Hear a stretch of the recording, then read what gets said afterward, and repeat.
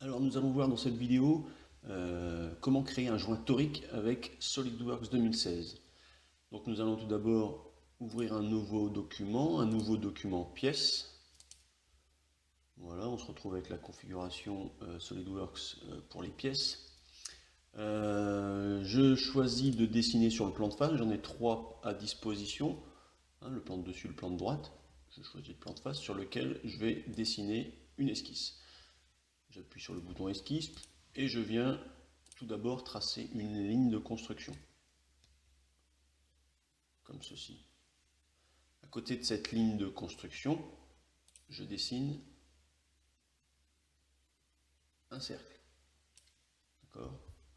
Le joint torique étant une forme de révolution, je vais procéder donc par révolution et faire tourner ce cercle autour de ma ligne de construction.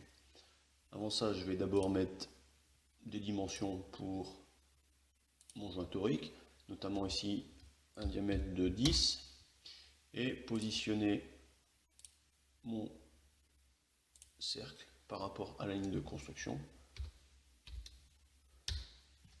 en mettant un diamètre de joint torique de 40 mm. Donc je le répète, comme ceci est une forme de révolution, je vais dans fonction et j'utilise la fonction bossage base avec révolution. En cliquant sur cette fonction, on voit ce qui se passe. SolidWorks fait tourner autour de ma ligne de construction le cercle de diamètre 10 tout en créant mon joint torique.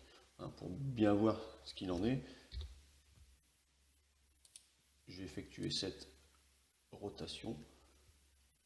Ma fonction bossage base avec révolution fait tourner mon cercle autour de ma ligne de construction. Je peux m'arrêter à un angle bien précis, mais je choisis de faire un joint torique, donc de faire une rotation de 360 degrés.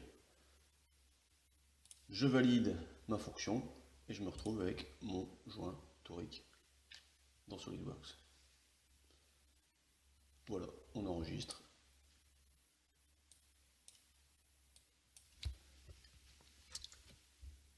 J'appelle mon fichier joint torique.